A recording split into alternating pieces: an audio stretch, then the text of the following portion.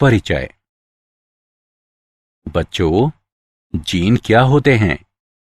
Gene आनुवंशिकता की इकाई है जो निश्चित लक्षणों की अभिव्यक्ति की जानकारी स्थानांतरित करने के लिए जनकों से संततियों में स्थानांतरित किए जाते हैं। बिल्कुल सही। क्या तुम इस चित्र में दर्शाई गई संरचना की पहचान कर सकते हो? यह एक गुणसूत्र है। तुम सही कह रहे हो। हम जानते हैं कि जीन निश्चित विशेषकों की अभिव्यक्ति को प्रभावित करते हैं। इसी तरह गुणसूत्र भी एक लक्षण की वंशागति को प्रभावित करते हैं।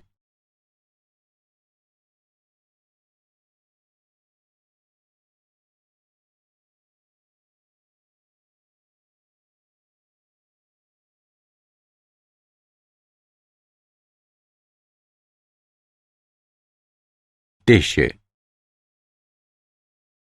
इस पाठ के अंत में आप निम्न करने में सक्षम हो जाएंगे। वंशागति का क्रोमोसोम सिद्धांत समझना, जीन तथा क्रोमोसोम के व्यवहार प्रतिरूप के बीच अंतर करना, सहलग्नता की घटना को समझना, पुनर्योजन की घटना को समझना।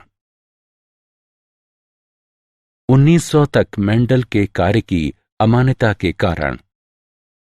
मेंडल का कार्य 1900 तक अज्ञात रहा क्योंकि संचार की कमी के कारण उनके कार्य का व्यापक रूप से प्रचार नहीं किया गया था।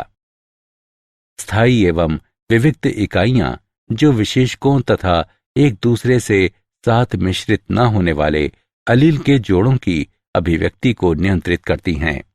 इनके रूप में उनकी जीन की संकल्पना प्रकृति में दिखाई देने वाली सतत विविधता की व्याख्या के रूप में स्वीकार नहीं की गई।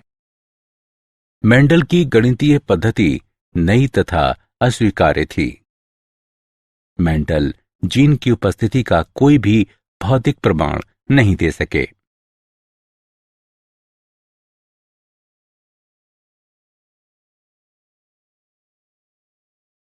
क्रोमोसोम यानी गुणसूत्र की खोज। 1900 में क्रोमोसोम की पहचान केंद्रक के भीतर रंगीन कार्य के रूप में की गई जो कोशिका विभाजन के ठीक पहले द्विगुणित और विभाजित होने में भी सक्षम थे।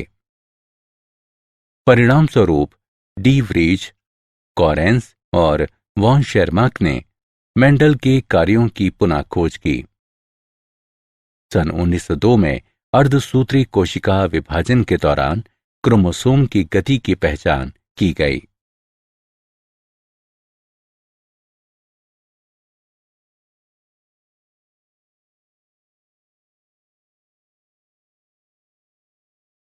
जीन और क्रोमोसोम। जीन युग्म के दो अलील समजात क्रोमोसोम पर समजात स्थलों पर स्थित होते हैं। क्रोमोसोम का व्यवहार जीन के व्यवहार के समानांतर चलता है। क्रोमोसोम पर उपस्थित दोनों जीन युग्मक निर्माण के दौरान इस प्रकार विसंयोजित होते हैं कि प्रत्येक जोड़े में से केवल एक ही युग्मक तक पहुंच पाता है। जीन या क्रोमोसोम के युग्म का विसंयोजन एक दूसरे से स्वतंत्र होता है।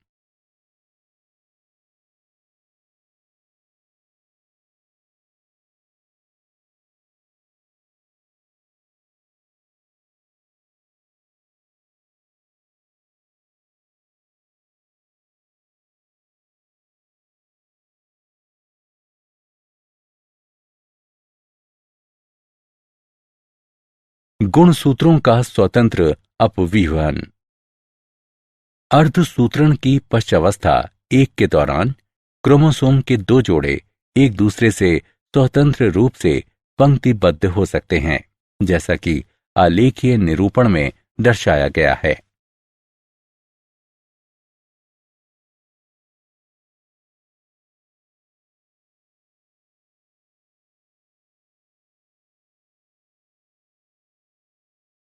वंशागति का क्रोमोसोम सिद्धांत।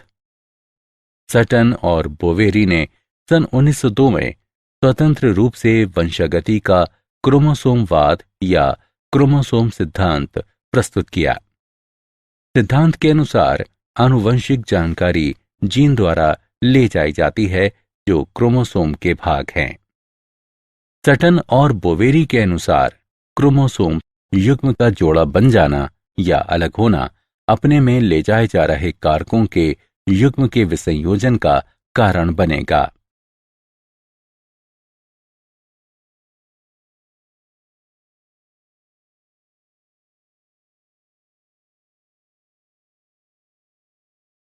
वंशागति का क्रोमोसोम सिद्धांत का प्रयोगात्मक सत्यापन। वंशागति का क्रोमोसोम सिद्धांत का प्रयोगात्मक सत्यापन थॉमस हंट मॉर्गन द्वारा फल मक्खी ड्रोसोफिला मेलनोगैस्टर पर किया गया। ड्रोसोफिला मेलनोगैस्टर ही क्यों?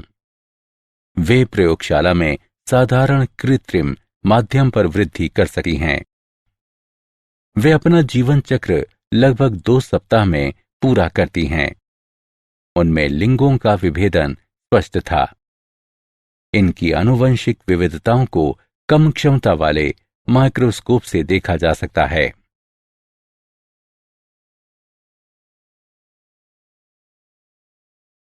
सहलग्नता।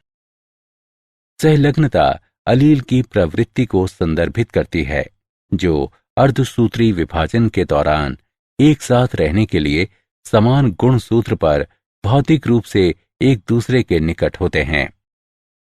सहलग्न जीन स्वतंत्र अवयवन नहीं दर्शाते हैं। मॉर्गन ने पीले शरीर और श्वेत आंखों वाली मादाओं तथा भूरे शरीर लाल आंखों वाले नरों के बीच सहलग्नता का पता लगाने के लिए 2 बिंदु परीक्षार्थ संकरण का उपयोग किया। उन्होंने देखा कि 2 जीन स्वतंत्र रूप से विसंयोजित नहीं हुए और F2 फिनोटाइप अनुपात अपेक्षित अनुपात 9:3:3:1 से भिन्न था। मॉर्गन ने देखा कि ड्रोसोफिला में आंखों का रंग लिंग सहलग्न था, जैसा कि आरेख में दर्शाया गया है।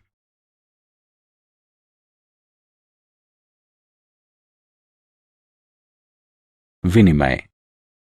विनिमय समजात गुणसूत्रों के बीच गुणसूत्रों का भौतिक आदान प्रदान को संदर्भित करता है।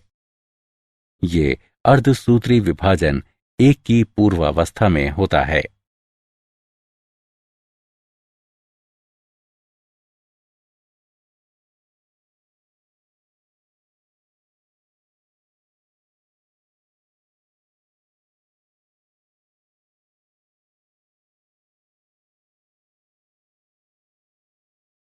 विनिमय तथा आनुवंशिक पुनर्योजन।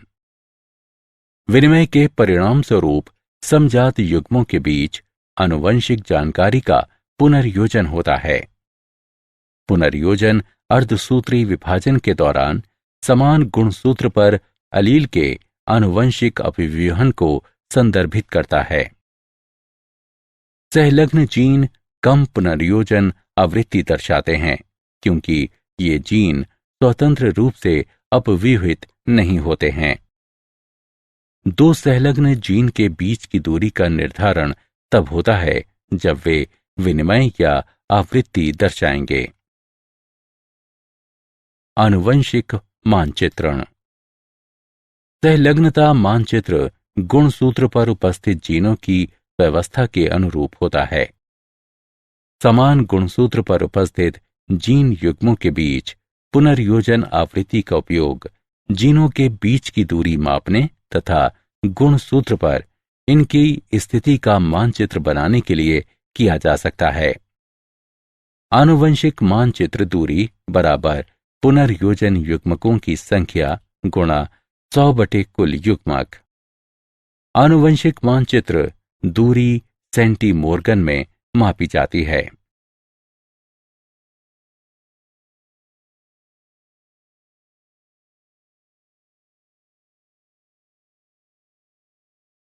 क्या आप जानते हैं सहलग्नता मानचित्र का उपयोग हेलियोथिस और हेलिकोवर्पा पीड़कों का प्रतिरोध करने की कीटनाशकों की क्रियाविधि का अध्ययन करने के लिए किया जा सकता है।